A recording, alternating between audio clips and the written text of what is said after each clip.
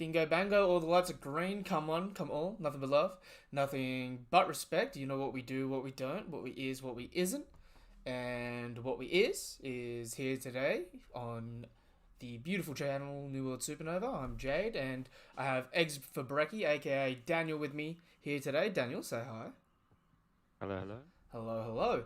And although we were going to try and do this yesterday, time got away from us, but and we haven't even really communicated outside of just organizing this.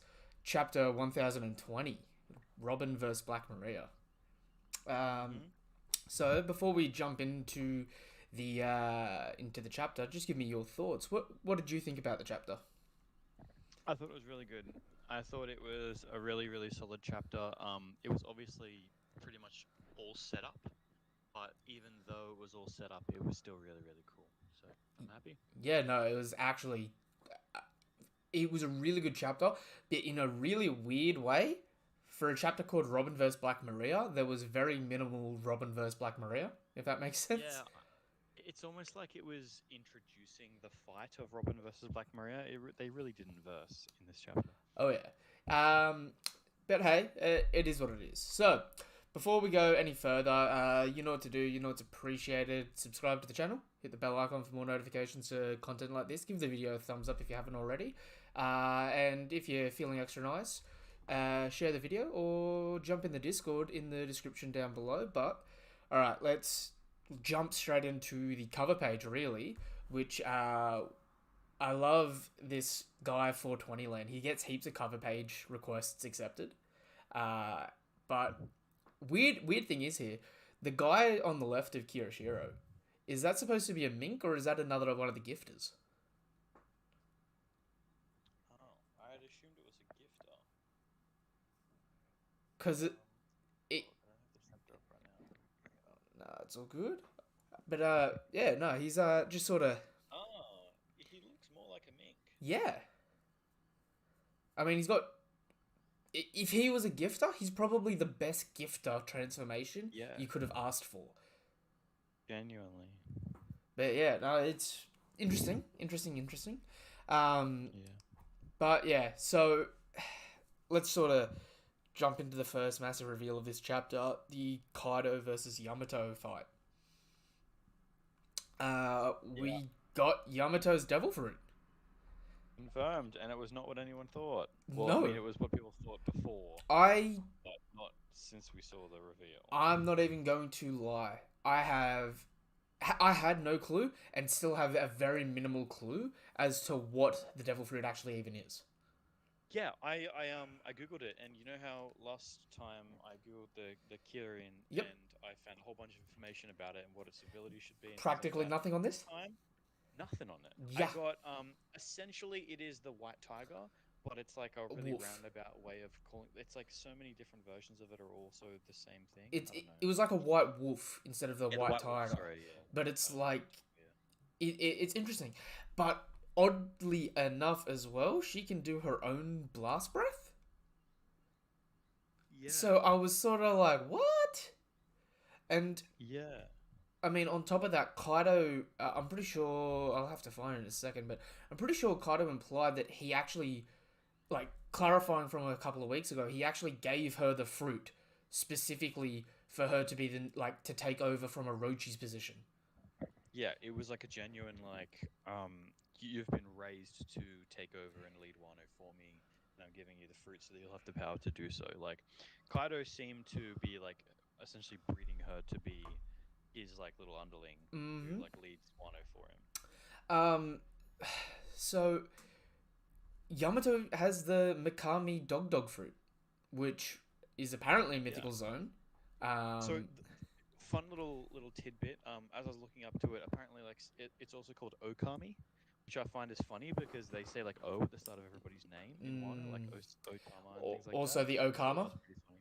the Yeah, cross Okama. dressers. Yeah, So yeah, yeah. that could be a double play on Yamato's own identity potentially. Ah, that's good. Maybe, Yeah, I maybe. remember that one. Um, but also, a few things to point out here. Number one, Kaido is no longer scarred nor bleeding from Zoro's attack. That thing has disappeared. Yes, right. Now, I mentioned this last chapter, but something that is not mentioned really at all during this arc is Kaido's sort of subtle healing factor. Because he takes damage, but then every 5 to 10 chapters, any damage he's taken is completely healed. Hang on. In the panel where they're clashing The clubs near mustache. the top. No, I'm saying that's his mustache. Okay, yeah. Okay, that's Mustachy, what it is. mustachy, Yeah. mustachy. So, unless it's an editor mistake, Zoro, I'm sorry, man, but you may hit the king, but you didn't kill the king, or even leave a Yeah. mark on the king. True. Which, Although to be fair, no one has seemingly. well, I mean, yeah. At this point in time, what we've got the 9 scabbards, right? We swapped Conjurer out for Ezo pistol guy. Pow, pow, pow. So we had the 9 scabbards. We've had the 5 supernova, so we're at 14. Yamato makes 15 people that have directly fought Kaido at this point in time. Um, He's a raid boss if there has I been mean, one. yeah, he's a raid boss. He's living up to the hype of the world's strongest creature. But interestingly enough, him taking on 15 people so far, even if Luffy comes back, right? That's still along the same lines of betrayal that Whitebeard and Akai Inu had at Marineford. True, true. Like, you got to think Akai Inu, even though he took on people like Whitebeard and that, you had him verse 15 people at the end of the war. Yeah, that's true. And you can't even say that they're too dissimilar in strength because, I mean, you have Izo in both groups as well. And Yeah, Izo was seemingly on the lower echelon on both groups. yeah, true. So, like, whether or not Oda thinks of this stuff on purpose, he's consistently power scaling that tier very sort of universally. You know what I mean? You got to think, Yeah, I like, mean, I think the idea is just like if you're not on a level, you just can't hang. Like, which yeah, makes me question because I was having this conversation with my wife earlier in the week, right? Because you it really gets glossed over in a lot of ways. But like, how strong's a vice admiral? You know what I mean? Because we've only had 4 vice admirals fight in the entirety of the series, start to finish, that we've seen, right? And in all 4 situations, the vice admiral lost, but it was in obscure circumstances. You know what I mean? Like, yeah, Virgo got beaten. He was the first sort of vice admiral to go down. He got beaten, but that was because of Law's ability. Then you had Smoker lose to, well, sort of lose to Virgo, but he was specifically trying to not fight him and win. He was trying to fight to get Law's heart back so Law could win. And yeah, then you had an injured Smoker fighting Doflamingo, and it was a reasonably even fight until Doflamingo went after Smoker's crew and Smoker used himself as a meat shield and got beaten. Then you had Maynard, who's seemingly the weakest Vice Admiral that we've seen, but he got off-screened by Bartolomeo, who, if you got cornered by Bartolomeo and his barrier ability, reasonably you shouldn't be able to beat him. Like, he sort of is like Law in a way, where if you don't know his abilities, they come out of nowhere, they can really damage you. I mean, you got to think Hack went to attack Bartolomeo, and he's like a reasonably strong person, and he broke his hand just punching the barrier because he didn't know that it was a thing. yeah. And then the only other Vice Admiral that we've seen lose is oh, how can I forget his name? Bastille, the guy that got beaten by Sabo, the guy with Rio. You know what I mean? Yeah, Logia with yeah. Rio. So it's sort of like we've had 4 Vice Admirals showcased. All of them beaten, yeah, but all of them beaten under like, well, how weak or strong were they really? In Marineford, you had a group of, I'm pretty sure they were no named Vice Admirals, or they might not be confirmed to be Vice Admirals, but they were around, like, they were implied to be like the no name Vice Admirals. You had like 10 of them jump Whitebeard and all stab into him, if you remember that scene, before he proceeded to absolutely wipe the floor with them. But that's sort of no different to Akainu fighting off 15 division commanders or 13 division commanders or whatever, and Kaido here taking on all 9 scabbards and that. You know what I mean? So that portrayal is very consistent at the moment, which is interesting. Yeah, true. Especially since knowing how strong those people are and what they do, it kind of makes Yamato here look a lot better than otherwise, because even though Yamato gets sent flying back here, she's keeping up enough for me to almost say, like, how would Yamato go versus Zoro? Because Oh, I mean, like seemingly what they're showing is essentially like Yamato's fruit is just as powerful as Kaido's. She just herself isn't yeah, strong enough. Like yeah, she's just not stronger than him. But one thing that I wanted to mention was I just kind of pieced this together. Um, we've seen like mention of um Kaido has mentioned that he knows some sort of origin about Luffy's fruit, kind of is like sort of like the going idea is that he sort of knows something about the rubber fruit, and then we've heard that the rubber fruit used to be in the possession of the world government, and Kaido knows about the reputation of that fruit, or the Goma Goma no to begin with, and then we have the fact that Big Mom got him the dragon fruit, which is a pretty insane fruit fruit. to get. Like I'm sure that's pretty well coveted. And then we have the fact that Kaido then got this Wano's guardian deity fruit, which so two things there. The first one being that like if he's calling it Wano's guardian deity, potentially this devil fruit has always been in Wano, and it's always kind of just been passed around people that have been, because Yep. Wano's been a closed country. So it's been on Wano, and someone at some point has had it. So the question would be, who had it before Yamato? Potentially somebody had it when Kaido invaded Wano at the start, or something like that, and he killed someone and then got the fruit from them. And then the other thing is just that like Kaido seems to know a whole ton about all these different really really powerful fruits and how to get them and who has them and what they what kind of powers they have and things like that. And Big Mum also seemed to, and so does someone who has a lot of connections, we think, to the Rocks. Blackbeard has a booklet full of Devil all fruits. the Like, possible devil fruits, and he knows the exact one. is it So seemingly, like Rocks in the past was very heavy about devil fruits and like which ones are the best to get and things like that. potentially? It is interesting because I mean you got to think of it at this point in time.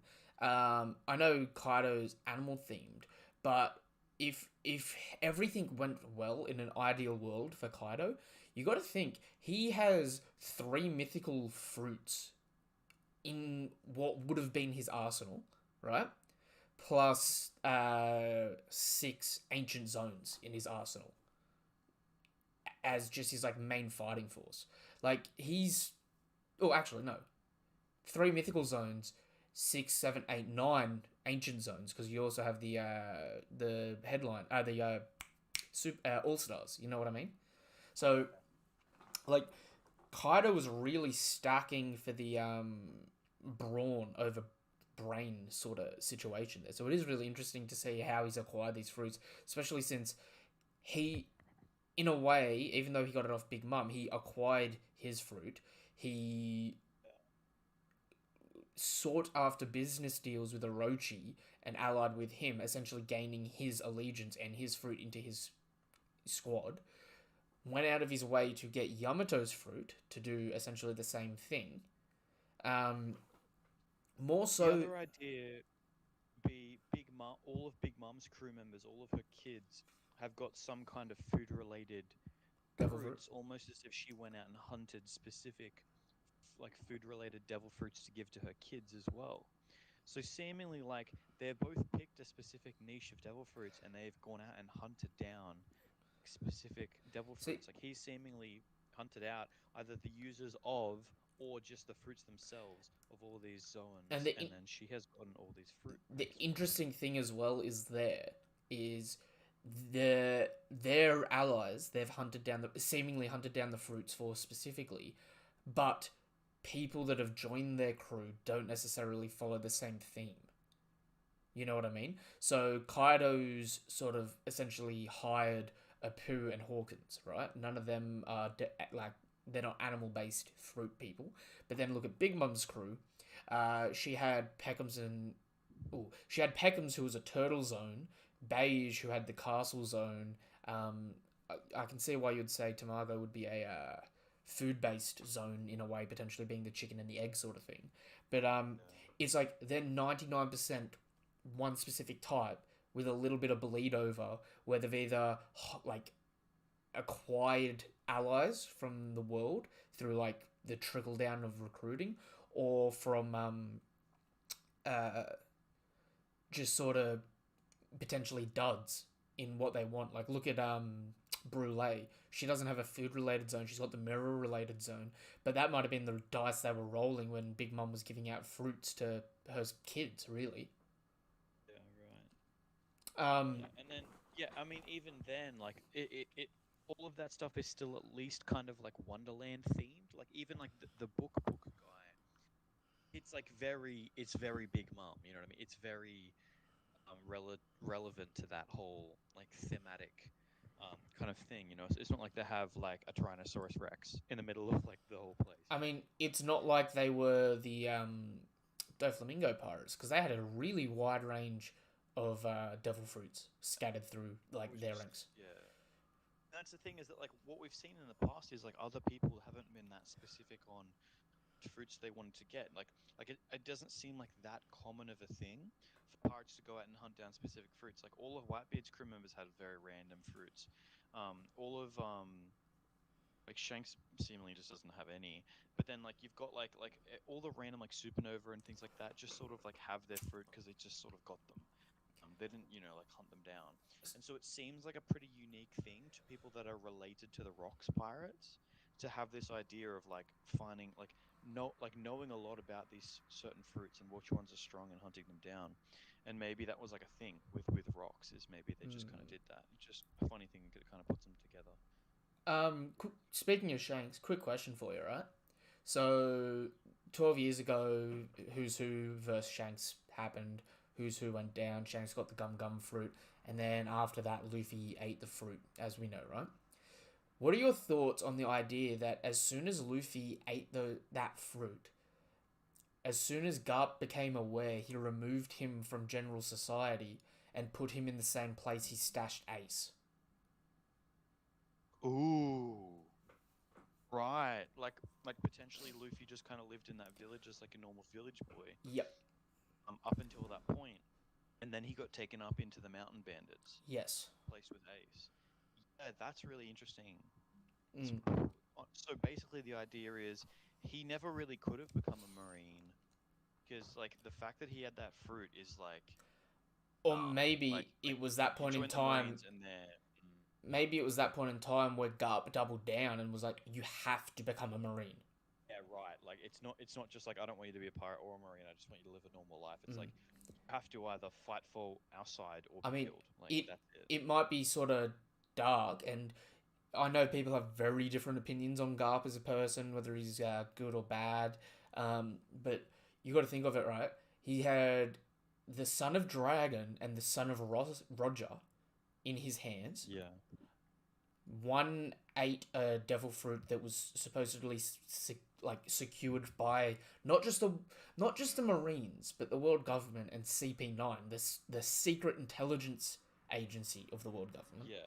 Um, They're like the protect the structure of the world government kind of agency. They're not the like it be good for justice, you know. it might never have been destined to happen, but the whole reason Garp might have taken them there, never been in contact with them, was for their own safety, because the less people that knew Garp went there, the Mm. less likely it was that he would be attacked, or that any government official would follow him, because he only ever went there when he was on leave, right? Uh, but it might have been like, we all look at Garp and you're like, you're a terrible, parent, because you just dumped these kids with some bandits. What the hell? But it might have been like, Mm. they're bandits. People aren't gonna come around asking questions from them.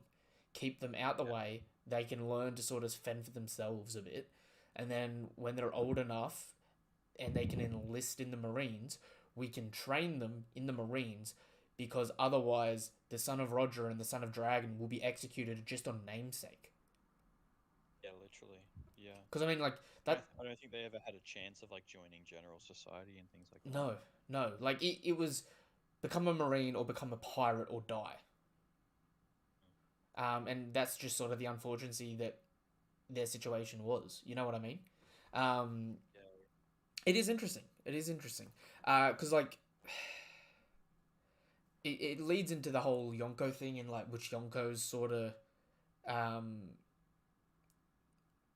like gotta choose my words here and how I'm thinking about it. You know what I mean? Because it's like going from Garp trying to protect them and that right. It goes into the Yonko and what the Yonko were thinking because Shanks had acquired that fruit seemingly on purpose. You know what I mean?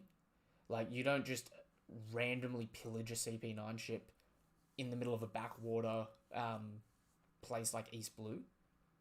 You know what I mean? Yeah. So it goes into Shanks's agenda, and then you know, coming from Garp's perspective, knowing that the both of them were going to be pirates, if he well, not saying that he let them be pirates, but if they became pirates, which was the only other alternative, it was like we know in the world, you either join a Yonko or you're crushed by a Yonko.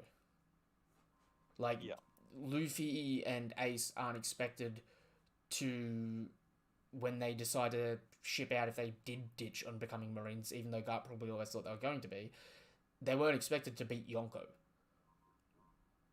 You know what I mean? Like True. True. in the entire world of One Piece, like the only time people ever beat Yonko if there have been a pirate of renown for like 30 years and become one themselves. You know what I mean? Like look at Shanks. Yeah. Yeah. He only became a Yonko 6 years ago, but before that he was active for his entire life.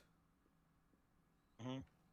But yeah, sorry for that tangent. Bringing it back in, we got a comment here. Can Yamato have multiple elements on his such a breath since his blast breath is like glacial breath, which is ice? After all, he has a fruit emphasizing the large mouth wolf god. Um,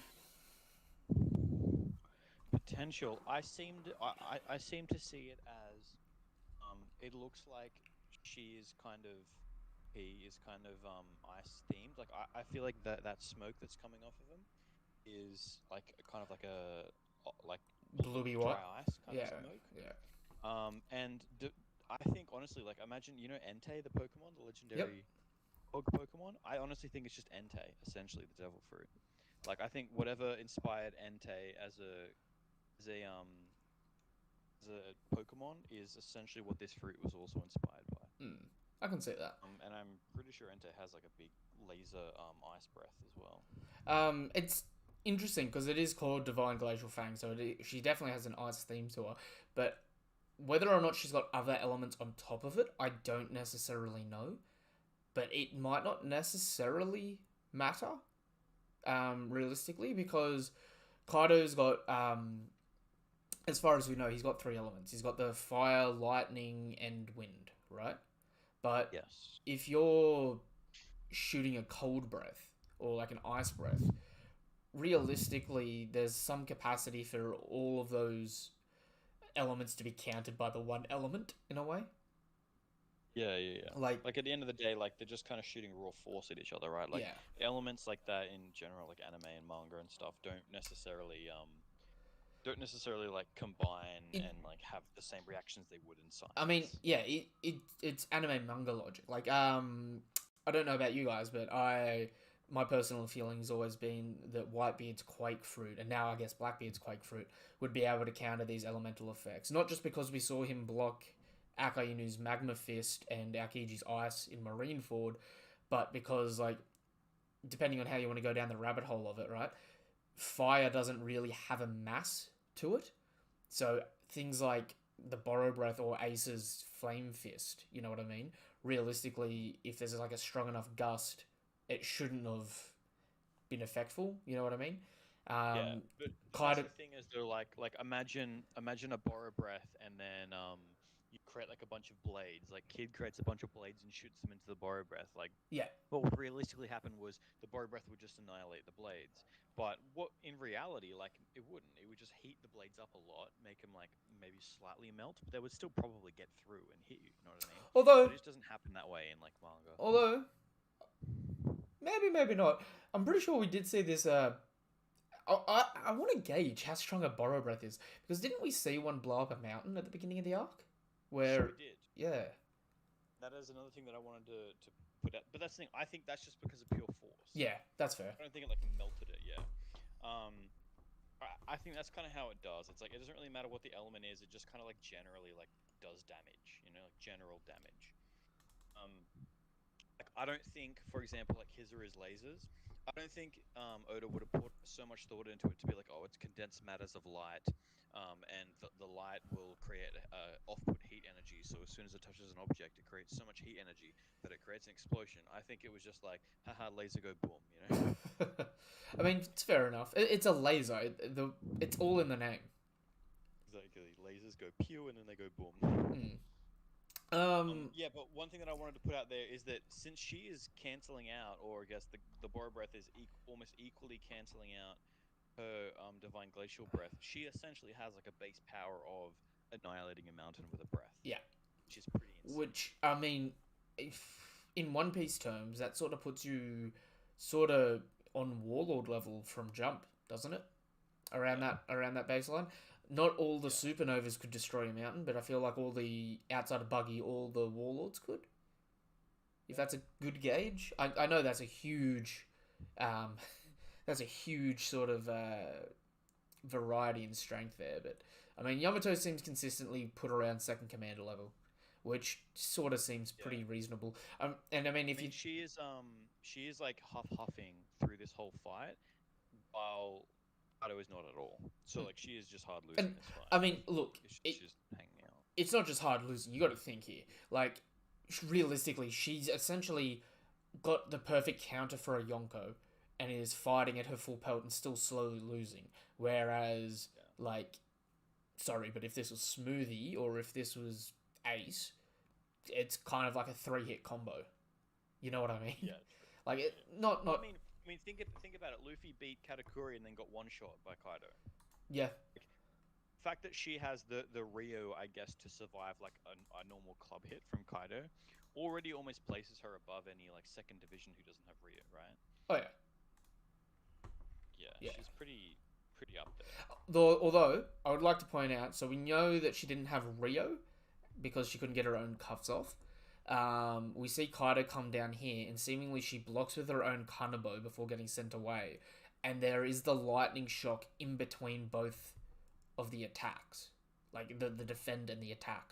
So it In the doesn't, Conqueror's shock. yeah. So it doesn't necessarily confirm whether or not she's got conquerors Yeah, but it is because it's a bit possible. ambiguous. But you got to remember she did this to Ulti as well.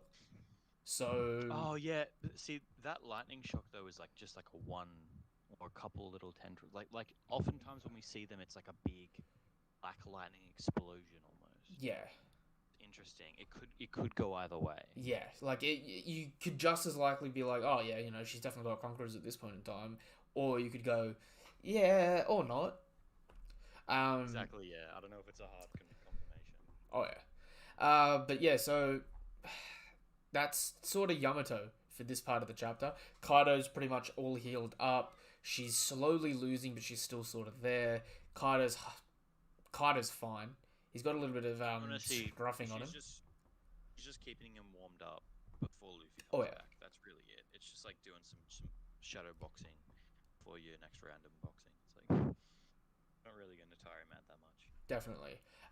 Then we cut to sort of some of the depressing part of the chapter, where all of Robin's dead loved ones are back and missing her and calling her over. Um, Yeah. don't know about you, but two things. One, I don't know where this power comes from. I know it's Black Maria, but I don't know what gives her the ability to create illusions. Uh, It's in the mist seemingly, so she can create like an illusion mist. maybe it's sort of like a chemical reaction, since the base pirates are all about that chemical engineering. So maybe it's Yeah, like potentially because she's like perfume a that cause spider. perfume that causes you to like fall under sort of hypnosis in some capacity. Yeah, I mean, it is like a common trope of like evil warlocks and stuff to create like an illusion mist. Like you go into the dark evil forest, and then the warlock has put this mist in. When you breathe it in, you see everyone that you love and things like Mm. that. So, like it's a bit of a trope. Um. I don't know how the hell she creates it. I don't know if it's like, I mean, assumedly it'd be devil fruit related, but I Oh, don't it'd know how have to what it be. has in relation to a spider. Yeah. Uh. That being said, Saul showing up here, and I know Saul's important to Robin, but all this says to me is that Saul still is in Oda's mind, because Saul is sort of like one of the biggest red herrings in the series, or like one of the biggest like Chekhov's guns, because not only is a giant that got killed by Aokiji in his ice capsule, which potentially he could still be alive, but he's also the only giant that's a D that we know of. So it's like I feel like Oda's doing this on purpose. Like reintroducing you to be like, remember Saul? Maybe you should go out and check some of those chapters out with Robin and Saul. You know what I mean? It might be relevant coming up, people. I don't know, because otherwise he could have It just could also just be that like he is one of the top three people that's thinking of flashbacks. true, but The mom, the professor, and then Saul. yeah. That being said, though, we find out that this is all an illusion, and the person playing Saul is actually one of the numbers. And this is the only number that we didn't previously know of, confirming that there are 10 numbers, because we have, if you go look on the wiki, there's 10 distinct, unique silhouettes outside of ones we've already seen full faced for the numbers. This being the only woman in the numbers that we know of, and officially making up 10. So there are 10 numbers officially, at least so far. Which, interesting, but also, like, I, I was complaining in my live reaction where it's just like, I thought Robin actually took all three of these people out here. Like, One hit. yeah. And I was sort of like, you're kidding me.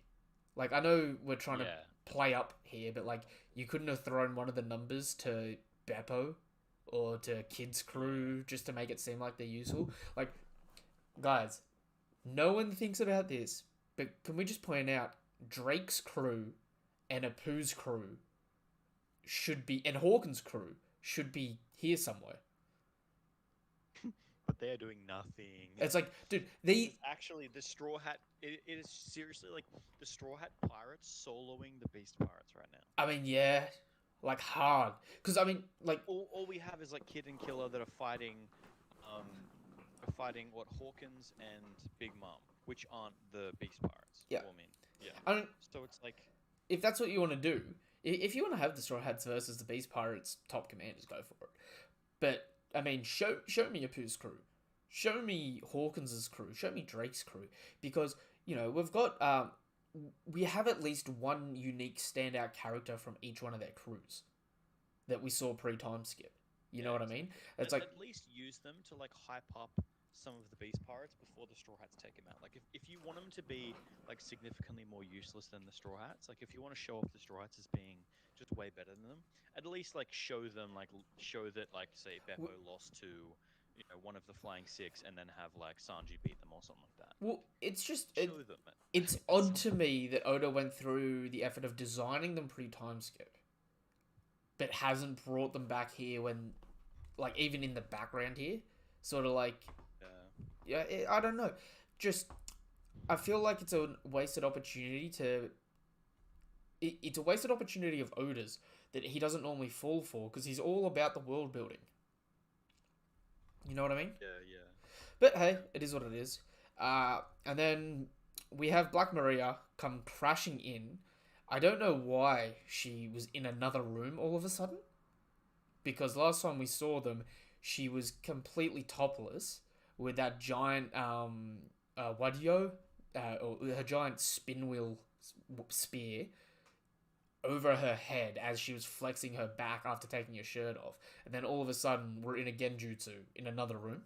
So, don't really get that transition, but okay, time has passed. So what I would guess is that the door is small to enter that room, like the door that Robin and Brooke ran out of, and she was in the same room, just not in the frame. And then they ran out of the room, and then she like broke down the door as she chased them. That's my guess. Okay, that makes some sense. It seems like she's like breaking down like a door or a wall or something. Yeah, I mean, she's running through. Yeah. hey, at least she's doing something. She is the last remaining Topiropo standing. And Oh yeah, right. not just that. And they went down fast. I mean, they went down without us realizing they went down, which is actually what leads me to think that they might all get back up. Part of the, if there is a tragedy in this arc, it might be that all the flying six go down and then get back up. And I'm not gonna lie, this is starting to feel like like it's end of the getting arc. close to the end. Like, Yep. yeah, I mean, we'll talk about it later, but like Luffy's starting to get ready to fight Kaido again for the final battle. Um, most of the Todoropo are down. A lot of the Straw Hats are finished. You know, all we need is like Queen to get finished off, something to happen with King. Um, where's Jack again? He's Is Jack still fighting. up? He's fighting Inuarashi. Okay, yeah. We also have Perisparrow doing his thing. Fukurojuko fighting Raizo. Um, Denjiro's up in the wind. Who knows what Denjiro's doing? But oh, who else is it? There was someone else. We have Hawkins versus Killer. That's still on the table somewhere. Um, Technically, Kid and Law versus Big Mum, if that is still happening properly. Um, are there any other Beast Pirates sort of left up and standing other than that? But that's the main thing for me is Ooh. what happens with Big Mom. There's still a handful of numbers. There's still at least 4 numbers. True, but they've never seemingly posed much of a threat. Oh no, not at all. I mean, So yeah, I don't think they like worth Okay. like a chapter of like Brook versus a number, you know. this might lead into another video that'll come out later in the week, but nice segue for this. Question for you. One of the numbers versus a pacifista. Because at this point in time, considering the pacifistas have the lasers that Frankie does, and one laser took out a number low diff, I'm gonna say pacifistas are kind of crapping on the numbers.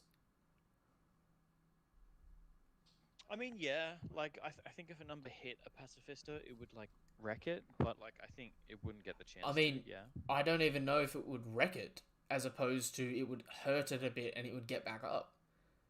Because thinking about it pre-time skip, Luffy did like Gear 3 punches against pacifistas and they still got back up. I think the numbers have been like written quite poorly, just because like they're supposed to be even bigger than giants, like significantly. Oh, they're supposed to be And the that should interim lend them between to be- Oars and Giants, but they just don't. There's a thing is, though, story. is, like you had like Whitebeard clashing with admirals who were giants, who, as far as we saw at least, weren't even using Haki. And Whitebeard actually had to like clash and hold them, and then like throw them back with all of his strength. Like, obviously, it wasn't that hard for him to beat them, but like this is Whitebeard I mean, versus a standard giant. to be fair, I feel like a number should be better than that. Whitebeard took out 2 giants. He took out John Giant, trademark, and Ronse, I think. I think that's his name. But with those, I'm pretty sure they were both vice admirals, which means they're confirmed to have both armament and observation haki. So you'd have to assume in that situation they would have been using it, and so at least that seems more impressive. Even though the numbers would be bigger than them, at least it seems as impressive that they could still sort of hold their own. But then again, I mean, the thing is though, is that like we have never seen a giant with armament or observation. no, we've never seen them actively use it. No. Yeah, so it's just weird to like. I feel like just by nature of being a giant, you're above a captain level. Like, I mean, except for like Smoker, I guess, could take down a giant because he's like got the fruit. I don't know. I mean, I don't know. It just seems like to me like and also the talk of Elbaf and being like the strongest country and things like that. Like, it seems to me like giants are incredibly strong just because their size. yeah. It's not just like a meme that it's like, oh, you're big, that's fine. I'll just punch you and you'll die. Like, it does seem like because you're a giant, you're way stronger than everybody else normally. So I feel like the numbers should be significantly more like terrifying. They're just not. They just keep getting one shot by everything. I mean, They'll like come in at the last minute. People are like, oh no, a number, and then they'll shoot them, and then the number. Will I don't know who's stronger, one of the numbers or just a regular giant. Even though the numbers are a lot bigger, they don't seem to have any of the coordination that like a sentient normal Yeah, giant true. has. Because I mean, like, I guess the giants are like a warrior nation, so they would well, be like even the standard giant would be like a trained fighter. Little Oars Jr., when he fought the giant squad in Marineford, they were blocking him, but he was just so much bigger and so much stronger that he just, after a couple of hits, would, decimate them. You know what I mean? Yeah, yeah, Whereas I feel like that same giant squad probably has a decent chance taking out the numbers. I'd say so. I mean, especially if they've got armament and observation hierarchy, which they supposedly do. Like Yeah. it, See, they seem disappointing. I feel like they should be stronger. They should be but more of a threat. that sort of leads into the whole Beast Pirates for me because I know I sent you the list of it. I don't know if you even looked at it though. But at this point in time, Who's Who went down in 15 pages worth of actual conflict and actual fighting. 15 pages for Who's Who, 15 pages for Sasaki in the entire arc, mind you. Page 1 and Ulti were sort of combined because they were together, but page 1 was in less than a third of it, and Ulti had essentially 30 pages worth of combat. And where Sasaki went out from a Kizaru laser, right? So an admiral level attack. Um, and Who's Who went out from Jinbei's seemingly went out from Jinbei's brick fist to the face, right? Ulti survived like 3 Yonko level attacks and Yeah. kept getting back up and kept fighting. Like at this point in time in the story, I'm literally going. You have the. It's a toss up between Who's Who and Ulti for the best one of the Tobirobо. I mean, like ulti like made Luffy just immediately go into Gear 4. As soon as he met her and was like about to hit her, he just went, "I'm gonna need to go to Gear 4 for this." Yeah. That's pretty big. Like for Luffy to like sense that he needs to Gear 4 against you is pretty giant. And as well, like, Who's Who got punched in the face by Jinbei, right? And seemingly that's what's taken him out. And I'm not saying Jinbei's not a like weak hitter, because Jinbei is a heavy hitter. You know what I mean? But like, what's stronger? One of Jinbei's strongest attacks, or a Yonko combining all 3 of her homies to do an Omega level blast to shoot someone through the torso and eviscerate them in an attack that they can't defend. And they take that plus 2 lightning bolts the entire size of their body, plus more, and they keep getting back up and fighting. You know what I mean? Like, Yeah, true. I, yeah, it's hard because it's like I feel like Sasaki is probably the worst for it. Page 1, definitely the weakest Tobirobо. He went like I know it was a Rio punch, but he went down fast. He did nothing, right? There's a reason Oda put him up against Sanji at the beginning of the arc, because I tell you what, he was not holding his own by the end of this. You know what I mean? I mean, there was a clip. I think I saw like the animated version of when they first introduced all the Tobiropo, Mm. and they were all like ripping on page 1. And like when I first read it in the manga, I was like, oh, they probably just talk shit about each other all the time. That's probably fair. But like watching it, it seems genuinely like they just like no, page 1's the weakest. He's definitely not, because they were talking about challenging the All Stars, and they were like one of them just said to him straight up like, "You're not challenging, are you? You're not strong enough. Like you can't. Yeah. You're not good I enough mean, to." And then meanwhile, like Who's Who was like, "I'm gonna do it," and then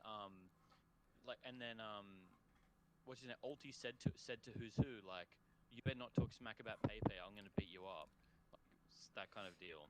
And it's like it does seem like Ulti could actually scrap with Who's Who and potentially win, but but like page 1 is just not there. I He's mean, just not at. had you asked me sort of half a year ago, could one of the Topiropo fight or beat an All Star?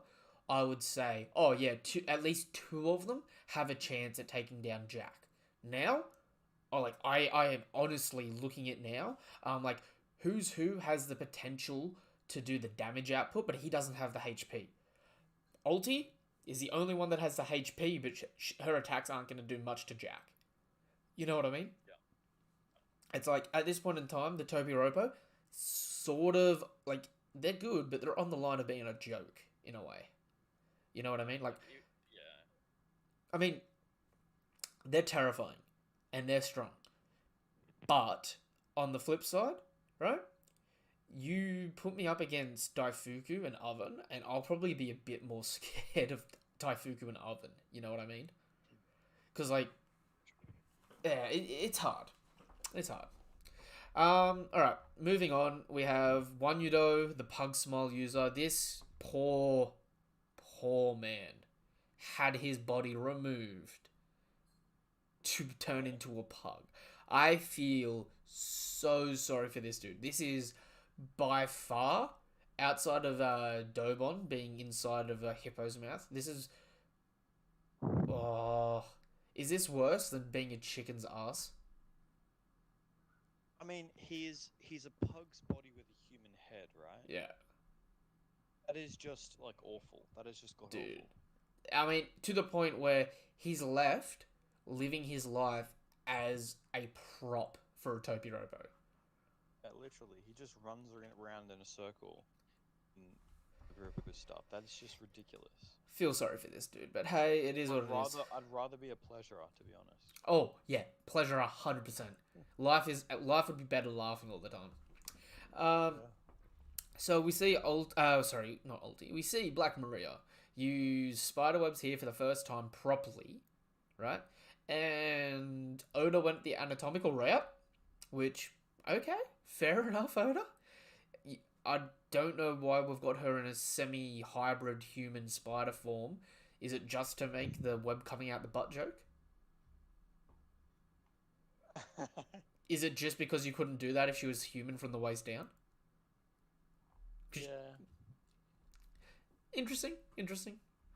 But yeah, she does her thing, and this is sort of a great moment because we see Robin now, like, Robin just literally is so much more useful. Like, look at her here. Like, she makes a netting out of her hands, yeah, but then the hands sort of disappear, and they still retain the shape of just a spider webbing. Yeah. Which is pretty cool. On top of that, like, Robin makes a giant Robin. Robin is kind of a beast. And Brooke here as well. No, this is like Robin's before, hey. Well, wait, yeah. Before that, actually, I wanted to mention, when Brooke is like, okay, yeah, can you hold on to me for a little bit? Yep. While? He goes, oh, so that guy's alive. Okay, let me do this. Turns into a shade, flies through him, and like Freezes him to death Yep. instantly. That is brutal. Yeah. Can you imagine? Okay, you know that scene in Lord of the Rings with like the undead army that Oh, just like yep. run through and annihilate everything? Can you imagine like Brooke just laying down on the ground as a skeleton? No one recognizes that he's like a threat because he's just a skeleton laying on the ground, and he's just flying around in his soul form through an army of like marines, just hardcore freezing everyone to death. Could That you- is ridiculous. Could you imagine if he did this while he's fighting someone? Like, low key, say he goes up against,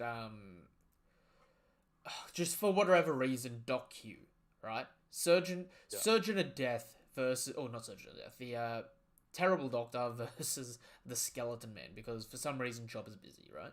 Imagine if, like, he's clashing his giant scythe with, like, his sword.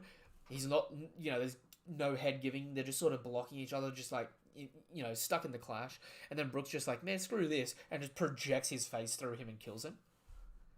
Because it's seemingly, right, that's doable. Like, Brooke's just not that much of a dog, but apparently that's doable. And this also... It seems like his soul is still attached to his body, right? Yeah. Like there's still like a leash. So theoretically he could still like potentially control his body as he's doing the soul thing, right? Like I don't see a reason why he has to go limp. I'm just assuming it's that like he can't like figure out what he's doing with his body and his soul disconnected. You know what I mean? So it'd be cool if like a kind of a power up for him is he can still like run around and fight, and then he can also project his soul. So yeah, he would be able to like fighting you with his sword and then like fire his like soul skull out of his head at you as he's fighting you. I mean, yeah, that would be pretty sick. Not gonna lie. This also leads into my favorite panel of the entire chapter. All right, so Brooke freezes One You Don't, right? And Black Maria comes crashing down. and Robin lets go of her netting that she'd made. Mhm. Look at Robin's face there. She goes full chibi. I just love that. I don't know why. Oda never does minimal detail on Robin. That is funny. So just seeing her just go, huh? I just find that so much more funny than I should. Like, that was just a standout to me because I was just like, I've never seen Robin drawn like this. I've always seen like the emotional gags where she's like talking about like people getting skinned alive and that, and she's just there just like, ah. But man, the visual gag, I can't say anything other than I love it. But yeah, like the rest of this chapter is essentially splitting up, right? So Robin's gonna take Black Maria, seemingly Brooke's gonna take one of the numbers. So is this good enough for Brooke? Brooke is taking on all three. Yeah, I think there's more than I don't three. think it's going to be much. I don't think it's going to be much of a focus. I just think like it's going to be Robin versus Black Maria, and then at the end, Brooke's like, "Yeah, and I won too." I don't know if they're really a challenge. Does this? Is this meant to somewhat emulate Thriller Bark and Brooke's struggle against Gecko Moria and Oars and whatnot? Because other than that, like, I don't know why Brooke is fighting a number here. It just seems like the numbers could have been used for literally anyone else in our side of the alliance that needs hyping. I honestly just think Oda wants it to be Robin versus Black Maria alone, and it's like, why would Brooke just like leave? Yeah. You know what I mean? It's like there has to be something else for him to do here. It gets a bit old if it's just constantly like, I've got this person, you leave and I'll fight them. When in this scenario, like Brooke was like, yeah, but where am I going to go? Like, am I just going to go to like the main theater and like see if anyone needs my help? Like, I may as well stay here and help you fight. So this is just kind of a way to get him off the screen, I guess, and just let Robin fight. But like Robin going into this giant mode where she's got the Gigantifleur, that is like her gear 4. That's like her ultimate move. She's cloned a giant version of herself. What is to stop her in this, right, being as strong as Gear 3 Luffy pre-time skip? Robin, if she's doing this, and realistically, she's more threatening than Gear 3 Luffy pre-time skip. I think this is like Gear 3 Luffy with Katakuri's awakening. Yeah. She can spawn these things all over the place. It's just going to be ham slapping everywhere. Well, I mean, yeah. Robin kind of... I mean, she's kind of slapping here. And you got to think as well, she has the reactions to be able to catch Hakuba, who was faster than pretty much... Like, in Dressrosa, Hakuba was so fast that the only two people that could see Hakuba were Luffy and Rebecca. And Robin, seemingly. You know what I mean? So it's like, seemingly she potentially could have observation haki. Or at least be able to. You know what I mean? Because, yeah, it's interesting, to say the least. She also takes over for Doflamingo here for having, like, one of the best speeches in One Piece, where she says, "You'll never understand just how much it means for him to rely on me. He's one of the wings that'll allow the Pirate King to soar." Talking about Sanji. I love that line. Right? I love that too. And it's really good because people talking about the 3 monsters are dead and stuff like that. It's like, Jinbei might be here and he might be like a really big help and really strong, but like, this is still a Luffy, Sanji, Zoro game. It's the Pirate King. The Pirate King and his 2 wings. At the end of the day, right? Jinbei can be as close to Sanji as he wants, but Sanji's still going to be fighting Queen, and Jinbei's still the one fighting who's who. Yeah, literally. You can even try to argue that like Jinbei's stronger, but it doesn't matter. He's not going to be fighting the second strongest. Oh yeah. So Black Maria's reaction here, she sort of looks like, oh shit. You know what I mean? She's like, it looks like all the happiness has left her face. She's just kind of like, she's like, oh, can I win this? Yeah. Which, I mean, Robin has always been that... like, you got to remember. So I'm rereading Alabaster at the moment, right? The thing about that is they said that all of the numbered soldiers, so Mr. 1, Mr. 2, Mr. 3, Mr. 4, so on and so forth, right? Are all paired with a woman as equally dangerous. And you got to remember, Robin had a bounty of 79 mil, while Crocodile had a bounty of 81 mil back then, right? We have never really seen Robin go all out in a fight in the story. I mean, the only Robin time. was paired with Crocodile. Robin was Mr. Zero. Yeah, and I mean, you got to remember, Robin, she was captured on her own in Annie's lobby. So that was the only arc really when the Straw Hats went all out. Outside of maybe against their fight against Oars. But even then, she was doing massive work against Oars. I mean, hell, even in Sabity, she was the person that essentially took out the Pacifista when it went to shoot one of its lasers, and she conked it on the head and made it close its mouth and shoot its own face off. So, I mean, like, we've never had a good gauge of how strong Robin is. Yeah. We know. I mean, I remember the impression that she put on me when she first entered the story, just breaking people's necks, like, immediately with, like, almost no effort. It was like, this person is, like, insane. And it was, like, back when you still thought that she was an enemy.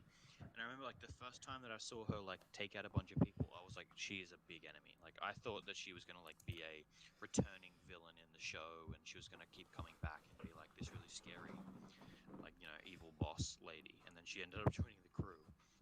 Oh, definitely. She's always made a very strong impression. She's an absolute weapon, and it's interesting here. But one thing, I know we said this is like her gear 4, right? So this is her massive power up and like ultimate form, seemingly, right? I've just got to point out she feels pain. Like her spawned parts feel pain, no different regardless of size. So this form might be as powerful as it is a detriment. You know what I mean? Like, this might be a massive double-edged sword here. Because if she doesn't take out Black Maria quick, and Black Maria, like, attacks one of the arms, it could break her concentration and she drop the form. That's true. My idea is, so the question is, like, what's the benefit of making an actual body with a head? As opposed to just a whole bunch of arms like she has in the past. She's made legs and arms and things like that. I think possibly like this thing could act as like a sentry. Like she's essentially like creating like a plant. And Maybe. it has its own brain, it has its own eyes, and it could essentially just act independently of her. I think that would be really cool to see her do things like, I don't think she's going to do it here, but like she could, for example, like make one of those in a hallway and then just leave. Did she? And then anyone who tries to pass that hallway has to fight that thing. Did she learn this with the Revolutionary Army? Because we haven't seen her use it all post-time skip. Or at least not to this extent, all post-time skip. We saw her make the giant legs. I still think that the Straw Hats are going by the same kind of power scaling or power like increases that like Luffy was like pre-time skip or like kind of pre-time skip. Like they just kind of like pull new powers out of their ass after like a few months. They're just like, yeah, you know what? I was thinking about it when we were sailing over to this island, and let's try this. I want to do this now. Yeah. Like Luffy literally brought Gear 2 and Gear 3 out of like, I was on the ship and I was thinking I need to be faster, so now I've made Gear 2. It's like that easy. Whereas like post time skip, it's always been like I have to fight you and like learn the technique and learn the haki and stuff. So I still think like all the power ups that are going to happen for most of the Straw Hats, other than Luffy, are just going to be like ass pulls. So I think she could have learnt this in the last like 2 weeks. Oh yeah. You know, if she had to, yeah. I love this comment. I don't know if it needs to have been a certain time, yeah. Robin has now big brain. Robin can just spawn a giant brain for extra processing power. Just imagine that. She can just supercomputer herself, just spawning new brains to think. Yeah, that'd be really cool. I mean, she could do the job of, you know, those people that are running around with the papers on their face. Yeah, with their eyes she could do that on her own. She could just spawn, eyes and mouths all over the place to see and then communicate. I thought she'd already I actually thought a fair while ago that she'd already infiltrated the Marys, and she'd already taken the mask of one of them, because like she's just got that intelligence level where she's just like, oh, what's this? Oh, that lets me see everything on the island. Sweet, I'm gonna take it and roll with it. You know what I mean? Yeah. Alright. So then we cut to the Heart Pirates. They've rocked up at Takage Port. they've picked up Luffy and they've hooked up with Shinobu and Momo. Um, not just that, we finally see Korobu. Where the hell has Korobu been? Why was he not taken to the fight? Did this man I don't think hide? he wanted to be a part of it. I think up until this point, he just was like, "Nah, I'm just gonna leave when I can leave. I'm not helping anybody." Well, I'm now really scared because since he's shown up here, right, instead of just being left until the end of the entire arc, I feel like he's going to become relevant again. And you got to remember, he knows about one of the ancient weapons. I think I know what his purpose is. I think like simply like so Luffy right now he's on the beach and he said I need more food. Basically, he heals by eating, right? And they're like, we literally have no food, and there's no food. Like, you've eaten all of our food, and there's no food around us. And then he, even though he's really tired still, he goes, well, I'm gonna have to basically deal with this now. And he's like, I'm gonna have to go and fight Kaido now, despite not having the food, right? So he's about to go try and fight Kaido, despite not being fully recovered, because there's no food near them. So, and he doesn't have the time. I think Caribou's thing is, while he was in that prison, he was storing away dungos whole time in his like pocket and he's gonna walk up to Luffy and be like, "Here you are, buddy," and just Yo, I kind of like that. I kind of like that. Although, right, we have Luffy here hitting up Momo, being like, "Oh, turn into a dragon." Momo's still sort of like, "Oh, can't really do that," sort of thing. Like he just, well, I shouldn't say he doesn't say he can't do it, but like when they were falling, it was Shinobu that saved them. It wasn't Momo turning into a dragon and saving them. You know what I mean? yes. So the kite. yeah, so we may be getting the moment where Kaido finally sees that Momo's a dragon. Yeah. So here's one thing I want to point out. Luffy's doing the same thing that he did with Princess Shirahoshi. Yep. Where she was like a little crybaby, and Luffy was like harden the fuck up, and then she kind of was like, "Oh, I really look up to this guy, and he wants me to harden up and like be more like brave. So I'm gonna have to try to do that." I think this is like literally like Luffy he doesn't have any tolerance for people who are weak I and mean, spineless. The same thing with Kobe. Like he literally was like, "I'm gonna beat you up so that you can join the Marines," and Kobe's like, huh, "What?" And Luffy just starts beating on him. I mean, Momo's 8 here and has been traumatized by the terrible events. Luffy at 8, though, was tied up by bandits with brass spiked knuckles, getting the absolute crap beat out of him by a full grown man while tied up, not crying, or trying not to cry, just going, no, I ain't a crybaby, man. Do your worst. You know what I mean? So it's like, you can't even say, oh, Momo's too young, it's not his fault. Luffy's just sort of like, man, when I was your age, I was taking way worse shit than this. Harden up. Luffy is literally like that hardcore dad who's like, stop being scared and just do it. And then the kid starts crying. It's like, stop crying. You can cry when it's done. Go, do it. Like such a hardcore father figure. Like he's seriously Garp's grandson. He just is. Oh, okay. He's the kind of dude. He'll raise your kid. He'll throw you into a forest and be like, "I did when I was young." Did you see the theory I shared in our group chat? Yes, I did. Did you watch all of it? Yeah. What were your thoughts on that? Not a huge fan. I think it's a bit of a stretch. I think it is a huge stretch. But at the same time, part of me is like, Oda is just that neurotic that he would do something like that. I like the idea of the skull and one of the eyes being missing. A lot of the other stuff, like I found the video kind of annoyed me a little bit, just because a lot of the little side connections He just glossed over. I was like, yeah. I mean, it was like, oh, and by the way, like when he said oh, by the way, Rob Lucci because he's robbing the sun. It's like that's not a reference, dude. Like, come on. Yeah. There was like so many like little things, and I was just like, it was just kind of getting on my nerves. Part of it was a bit memey. I was like, not all of these things are connected. Like, it felt very conspiracy theory because he was like every little thread that you can possibly tie. Well, one of the parts, like the Doflamingo eye, the Doflamingo flag with the eye covered, I was like, okay, that makes sense. But then he said,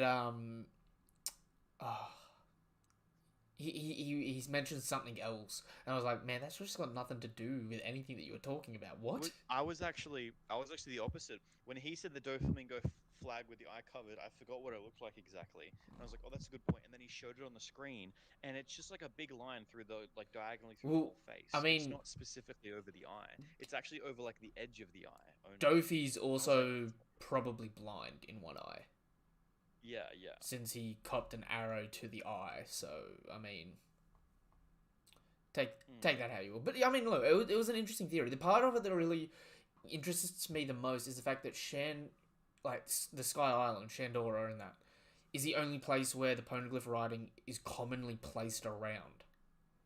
Like, yeah. if you But said, I agree with that. Like I like the part of the theory where he's saying like one half of the eye, like one of the eyes are missing, and the other eye was the golden city.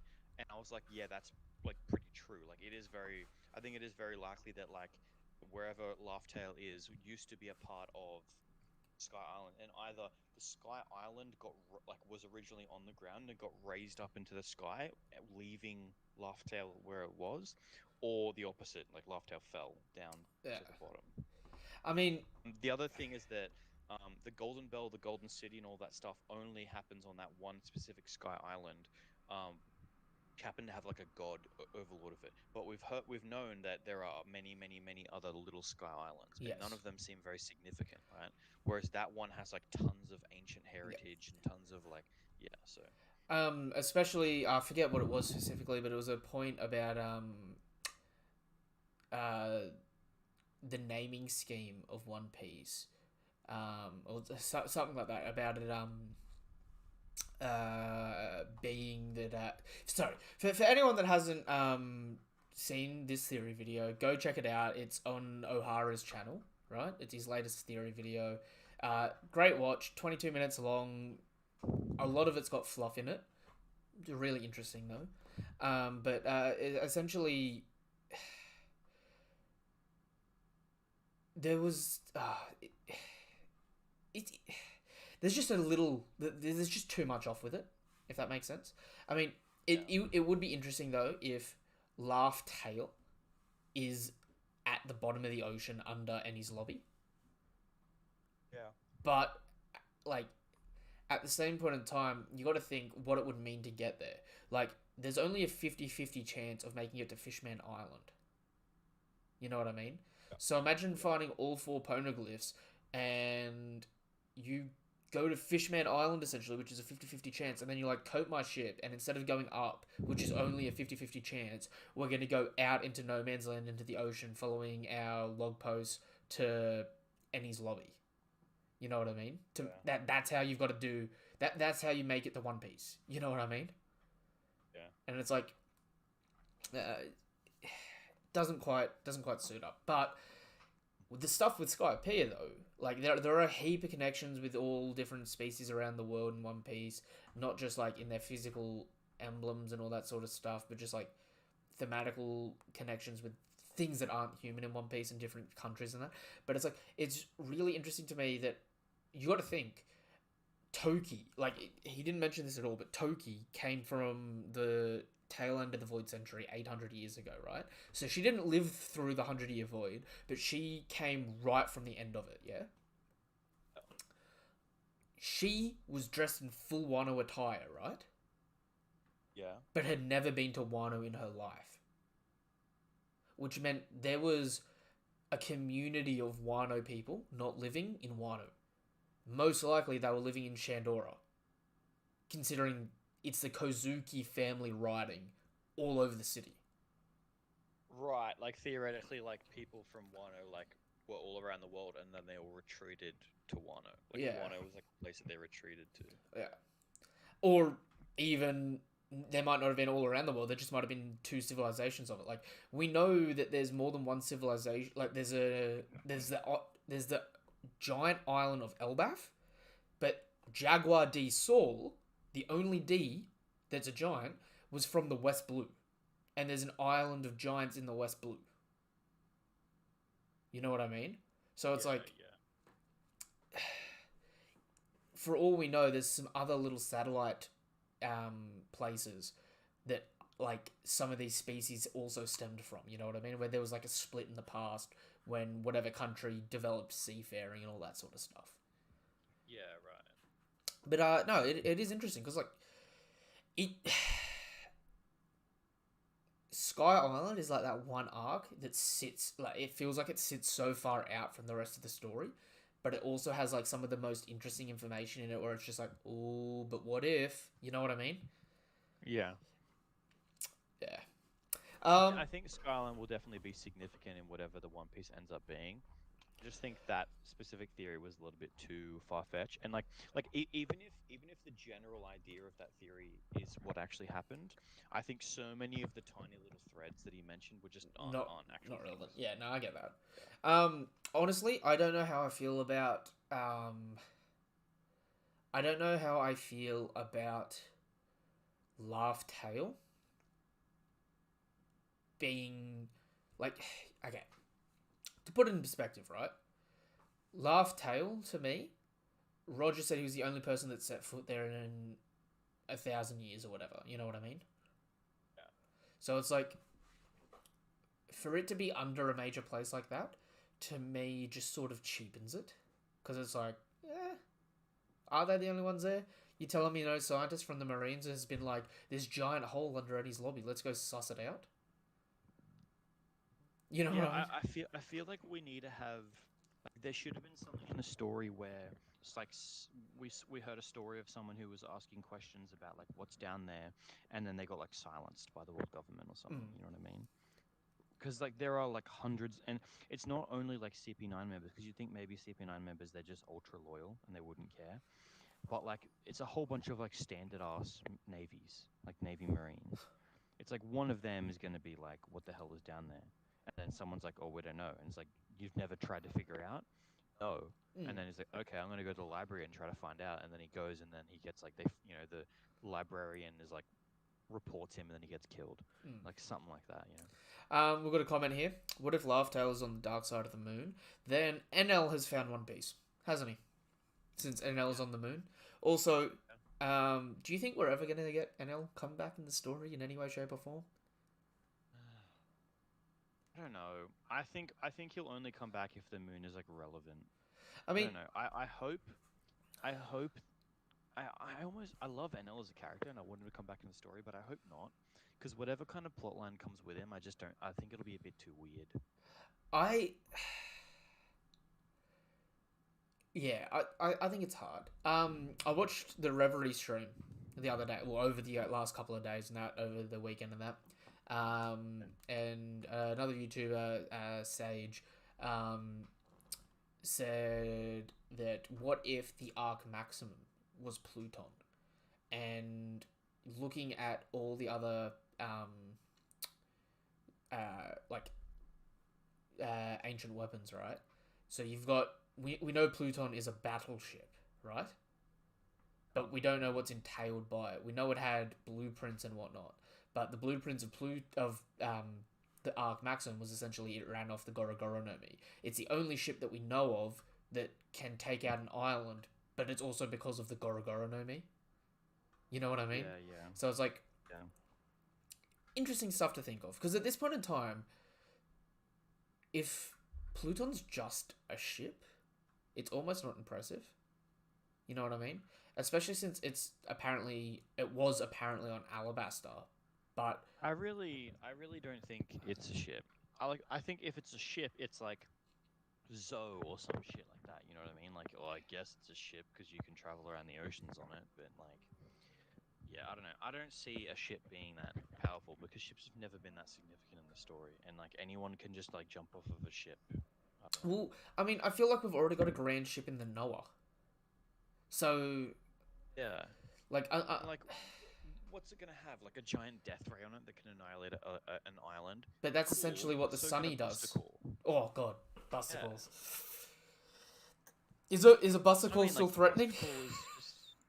I mean, if there's an admiral involved, True. Although, like, imagine, like, yeah, like I don't know, Akainu like raining magma on an island until it doesn't exist anymore is pretty solid. I don't think you need a ship to shoot a cannon at it. You know what I mean? no, I get ya.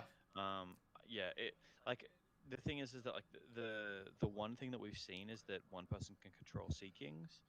Um, the thing that we've seen from Momo, if he is a ancient weapon, is that he can control Zoe, but that may just be a voice of all things thing, or it may be because it seems similar. Hmm. Um, so it could be like it's just like controlling powerful things. Because I mean, if you can control all Sea Kings and like to the point where like people can't use Conqueror's Haki to like turn them to like get them to run away, can cause a lot. Like you can basically have like an entire island entirely surrounded by gigantic beasts. I mean, Um, screw even surrounding the island. You could have the beasts all circle the place and sort of burrow through the ground beneath and just sink the island, couldn't you? yeah, yeah, true. I mean, do what Laboon never could, sink the red line.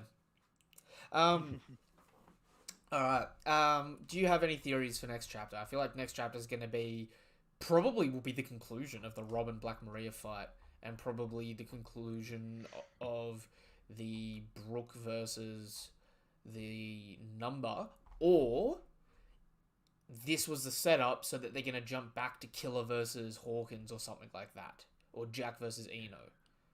You know what I mean? I yeah, I think it'll be the whole Robin and Brook fight. And then I think they're just gonna show a little bit of Luffy, like they have been every chapter, and I think it's just gonna be him like screaming at Momo to harden up. But nothing, and maybe like Caribou comes out and does something. Mm. Um, I think most of it is just going to be the fight. It seemingly what they've been doing is they've just been going like they've been dropping the flying six one by one, right? Like Well, it was Jinbei and then it was yeah but the odd one thing of is they've been dropping the Flying Six, but it's sort of like it's all Straw Hat fights. You know what I mean? So if they've been right. dropping the Flying Six because the people fighting the stronger people, it's actually going to be once the weaker Straw Hats have taken out the weaker members, they're going to come and team up and take on the stronger members. You know what I mean? Because it's like Um, I this arc's a bit different because of how chaotic it is and what's going on, but it's like we're taking them down so sort of fast here, but yeah. also we still have so many left that I'm sort of like people should be still moving. I mean, I think it's just going to be I think it's going to be this final flying six member, and then the Inu with Jack or Sanji with Queen. Queen, and then there might be a little bit of Marco and King, unless they want to leave that to the end, and then it's going to go to Killer and Kid. Like while this is happening, Luffy is essentially getting back up to the top. And then like everything will kind of like clean up nicely, and it'll end with just like Luffy versus Kaido, and like anyone that's strong enough to like really hang against Kaido will probably be too like injured enough that they can't help, or they like decide not to help because they're too hurt. Like I don't think Zoro is going to be able to help. I don't think Sanji. I think I'm hoping like Sanji gets injured enough during his fight that he doesn't want to help, and then yeah, stuff Well, like that. I think yeah. I'm sort of scared at this point because the arc feels like it's starting to wrap up, but part of me is like, man, Oda wants us to feel like it's wrapping up because he's just gonna hit us in the face with it's gonna go on longer, mate. You thought this was the fight? Yeah. Psst, this wasn't the fight. Especially So like since, like, our original thing of like the Onigashima coming down the middle of the capital, um, oh, it's seeming more and seemingly more like likely. what I was gonna say is like seemingly like Luffy wants to fly up there, and that seems to be like a big thing that Momo needs to get over and needs to challenge for his character development. So I'm gonna go ahead and say Momo has to fly up there at this point for his character. Well, Like he can't just like hesitate, and then Onigashima comes to them. okay, Then Momo will end this arc as being still like a little scared little kid. hear me out here, right? We get back up there. So pointing this out, I looked this up. So chapter 997, right? Is when Onigashima got lifted up in the air. It's essentially been 20 chapters, like roughly, for it to make the halfway point to the Flower Capital. So I think this fight has at least 20 chapters left in it. And that's just to make it to the Flower Capital. You know what I mean? Whether or not the whole arc wraps up, well, not the whole arc, but the whole conflict wraps up in 20 chapters, that's sort of like, whatever. How many more chapters are left in this year? We're just on the other side of halfway, so around 20. Because Shanks was supposed to quote unquote move this year, right? Yep. And it doesn't seem like they're doing much flashes to around the world. So seemingly whatever's happening on Wano is gonna like kind of wrap up or be mostly wrapped up before they actually start jumping around to the rest of the world. So potentially, this fight has to be over by the end of the year so that we can see Shanks. Yeah. Unless the act wraps up because the real conflict's going to start. Because few opportunities here, right? We could have it that we think we've beaten everyone. Luffy gets up there for a third round. They start fighting. Luffy seems like he's going to win. And then Luffy loses again. And Onigashima drops on the Flower Capital and all the Tobiroko get back up. Or it's potential that it's only a 3-act play and we're reaching the end. That's fair. Or I mean, it could be like a three, four, like it doesn't have to be following a specific thing necessarily. Like it doesn't have to be like a kabuki play, right? So it could be that there's no tragedy. It could be that like Luffy gets up there, and then this act ends, and then there's like one more act where Luffy beats Kaido, and then that's it. the only reason I say it would be going off a Kabuki play is because Act 2 opened with the opening of a Kabuki play Act 2. Like the chapter title Ha is the title for like that part of the act in a Kabuki play. Right. But it's it would be interesting however this plays out, because I mean one thing that we've had in every act so far is a shamisen player happening at the beginning and end of each act, right? Wano opened with it, Act 2 opened with it. So arguably if we do have 20 chapters of this conflict happening, the end of the year is going to be we make it to the Flower Capital, and maybe we do end Act 3 at the end of the year at the Flower Capital, as we've reached the point where, say, Hiyori's present and watching the whole Onigashima land there, and she just starts playing her shamisen because it's like there's nothing left. We either live or die. You know what I mean? Yeah, right. Alternatively, like one of the things I was thinking is potentially, it feels like at this point in the arc, no one else is coming to the arc, right?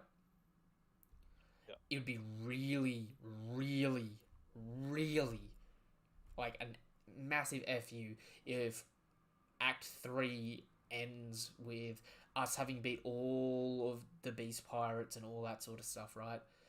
And it's just down to Kaido and Big Mom, and then it, like Act 3 ends and it's like, oh yeah, we're gonna fight it, and then all of a sudden we find out that other factions are coming to Wano, whether to ally with the Straw Hats, ally with the other Yonko, or to do whatever. I mean, at this point in time, it's been a week since the.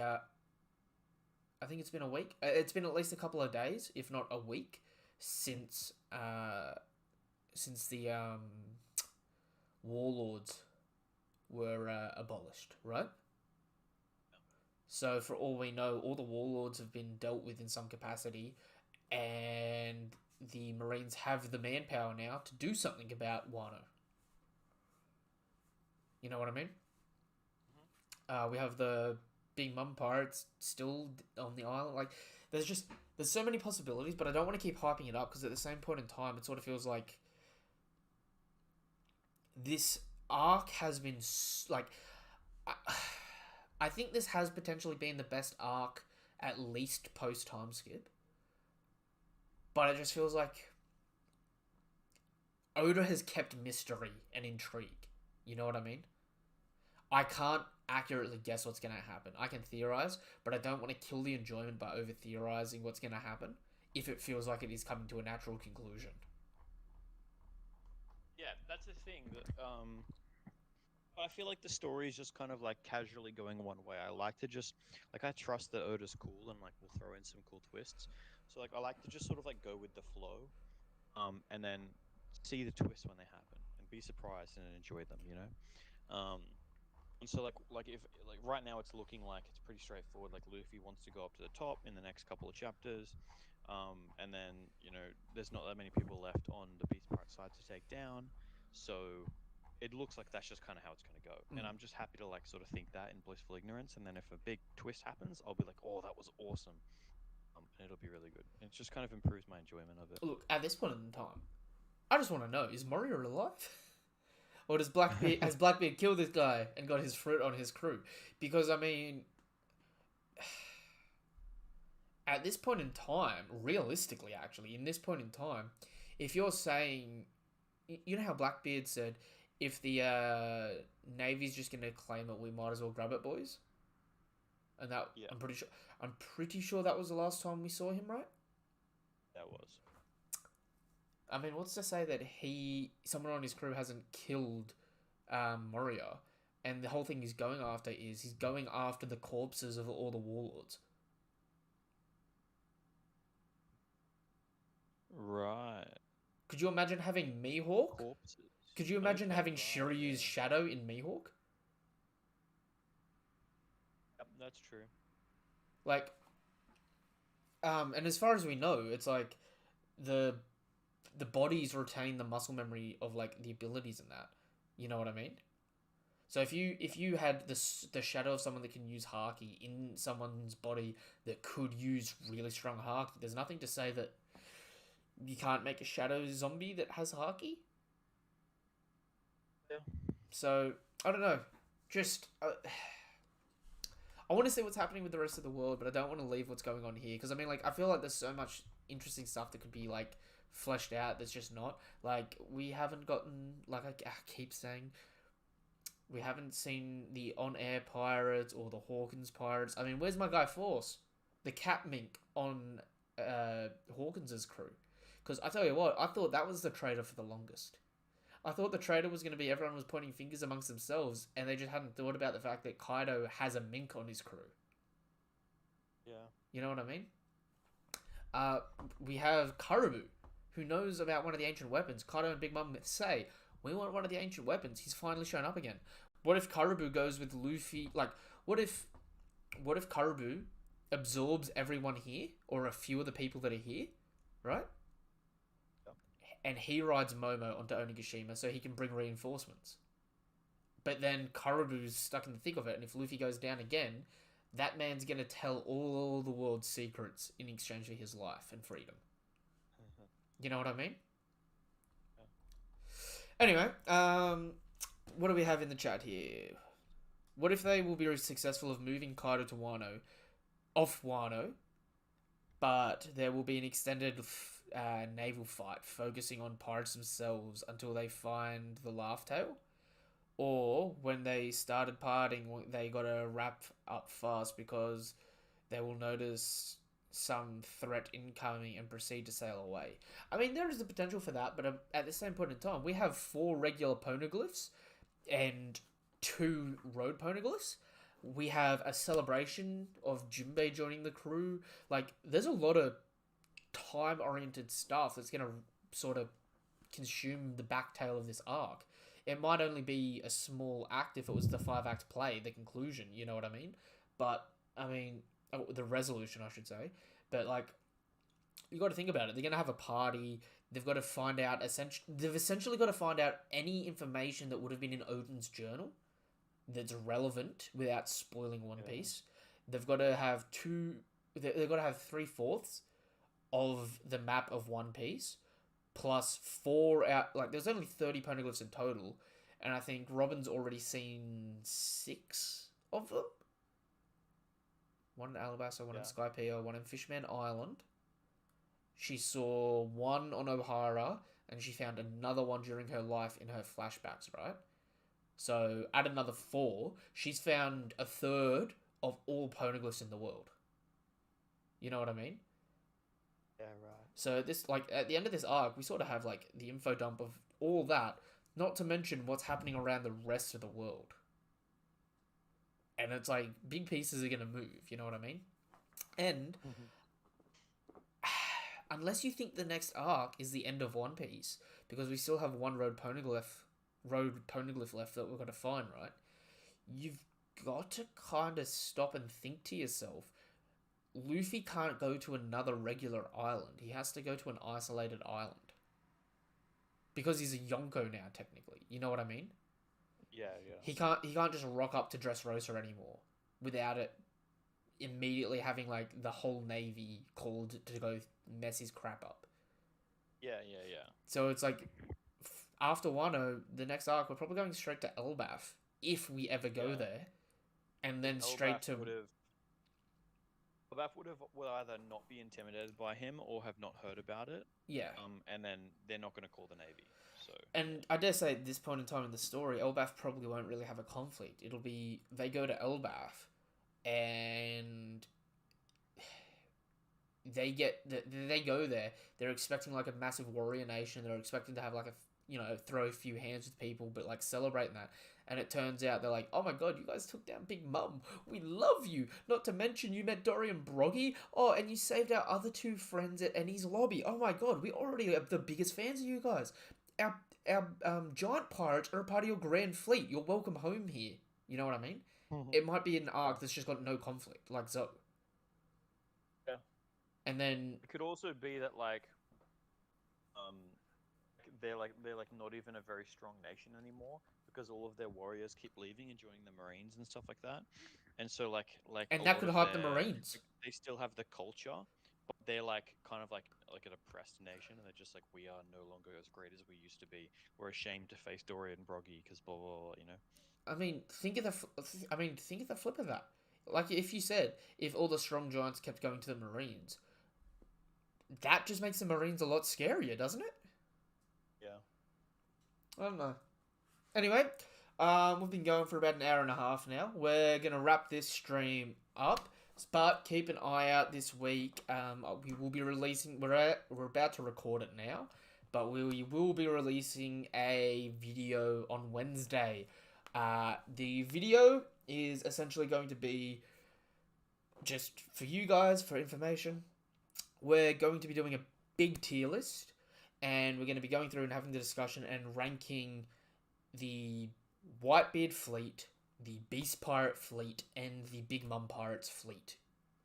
And just sort of get a rough idea of where we think the overall distribution of their crews are in a tier list. So, thank you guys and girls for coming by and watching the video. It is really appreciated, alright? Nothing but love, nothing but respect. You know what to do, you know what is appreciated. Subscribe to the channel, hit the bell icon for more notifications for content like this. Give the video a thumbs up if you haven't already, or share the video.